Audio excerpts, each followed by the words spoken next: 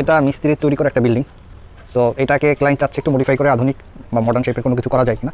So এই বাড়ি করতে হচ্ছে মোটামুটি 40-42 লক্ষ টাকা লেগে গেছে 1800 স্কোয়ার ফিটের বাড়িটা। বাট বাড়ির প্রথমত হচ্ছে কোনো লুকিং আসে নাই, যে ভুলগুলো সাধারণত ক্লায়েন্টটা করে, যে মিস্ত্রির মাধ্যমে করায় তারপর দেখে যে এটা কিছুই হলো না, হওয়ার পর তখন চিন্তা করে। তো এটার কাহিনী ওই রকম, যেটা করছে যে সামনে কাইন্ড অফ হচ্ছে স্কুলের মতো, যে দুইটা বারান্দার মতো বের করছে। এবং এই বিল্ডিংটাই মোটামুটি হচ্ছে আমার হিসাবে 8টা কলাম এক্সট্রা দিছে, যেটা দেওয়ার কোনো দরকার ছিল না। এবং ফ্লোর প্ল্যানের অবস্থাও যাতা, ওয়াশরুম কোথাও নাই, আমি দেখাচ্ছি ডিটেলস, তারপর দেখতে পাবেন যে এটাই মোটামুটি 5টা রুমের মতো আছে এবং অনেক জায়গা নষ্ট। যেমন এই জায়গাগুলো কোনো কাজে লাগবে না, এই যে সামনে এই যে এতখানি 5 ফিট করে সামনে ঢোকার হয়তো পোস্ট এতটুক ঠিক আছে, বাট এই জায়গায় কী করবে, এতখানি জায়গা তার তো কোনো কাজে লাগবে না, অলরেডি সে তো ফালাই রাখছে। এই যে এই জায়গাগুলো, এখানে আপনার স্ল্যাব হচ্ছে, ছাদ হচ্ছে এবং এই সাইডের জায়গা, এটা কোনো কাজে লাগতেছে না।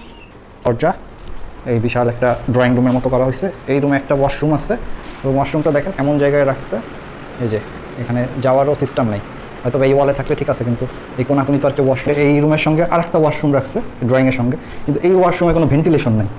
জিজ্ঞাসা করলাম ক্লায়েন্টকে যে এটার যে গন্ধ, ভেন্টিলেশন কীভাবে হবে, এটার গন্ধ কোথায় যাবে? এই যে ওয়াশরুম তো একটা বানায় রাখছে মিস্ত্রি, কোথায় যাবে? এখন উনিও বলতেছে আমরাও চিন্তা করতেছি হওয়ার পর। আমি বলে হওয়ার পর চিন্তা করে লাভ কি, আগে চিন্তা করতে হবে। এবং এটা হচ্ছে সিঁড়ি রুম, এখানে একটা দরজা আছে, উপর থেকে একটু দেখাবো। এইটা হচ্ছে হয়তো ডাইনিং, এর সঙ্গে এই একটা বেডরুম রাখছে, এই একটা বেডরুম, এবং এইটা হচ্ছে এখানে রান্নাঘর, এবং এই দিকে একটা ওয়াশরুম আছে, কমন ওয়াশরুম। বাট কারো যদি ওয়াশরুমে আসতে হয় তাহলে হচ্ছে একদম এতগুলো রুম পাস করে রান্নাঘরে এসে তারপর ওয়াশরুমে আসতে হবে। মানে বাইরের কোনো লোক ওয়াশরুমে আসতে পারবে না, এমনভাবে রাখছে। যেমন ছাদ থেকে যদি দেখাই তাহলে বুঝতে পারবেন যে কতগুলো কলাম এক্সট্রা করে রাখছে, যেগুলো কোনো দরকার ছিল না। সো টাকা আপনার ঠিকই যাবে, বাট বিল্ডিংটার সৌন্দর্য আসবে না প্রথমত, এবং ফ্লোর প্ল্যানের অবস্থা যাতা থাকবে, যেখানে যেটা দরকার নেই সেখানে সেটা দিয়ে রাখছে, এরকম অবস্থা। যেমন ধরেন এই সামনে ক্যান্টিলিভার করছে বারান্দার জন্য, এই যে বারান্দার জন্য 4টা কলম দিচ্ছে, এই 4টা কলম হয়তো দরকার ছিল না। তারপর ওই যে পিছনে দেখেন 5 ফিট পর কলম দিচ্ছে, তো আমরা 5 ফিট তো নর্মালি ক্যান্টিলিভারই করতে পারি। এই যে এই কলম থেকে এই কলমের দূরত্ব মাত্র 5 ফিট। সো এত কাছাকাছি কলম রাখার দরকার কি? এখানে ওই যে 4টা কলম আছে, কর্নার একটা, এই একটা, ওই একটা, এবং এই কর্নার, এই 4টাও এক্সট্রা। মানে মোটামুটি আপনার 8টা কলম কোনো কাজের না। মানে আপনার টাকাটা কী খরচ হবে, মিস্ত্রি হাই রেট নিচ্ছে, কোনো বিম দেয় নাই, কনসোল বিম করছে।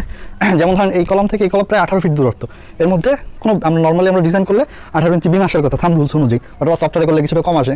এখন এখানেও কোনো বিম নেই, 5 ইঞ্চির বিম এই বরাবর, জাস্ট হচ্ছে ছাদের মধ্যে একটা কনসোল বিম দিয়ে দিচ্ছে।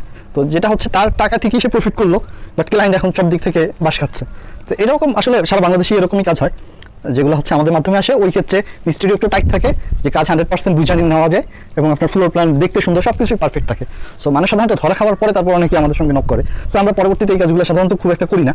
তো এই ক্লায়েন্ট বললো এই কারণে হচ্ছে এই সাইডে আসে আর কি, যে কী অবস্থা ওইটা দেখার জন্য, যে এটাকে কীভাবে একটু মডিফাই করা যায়, এরকম কিছু একটা।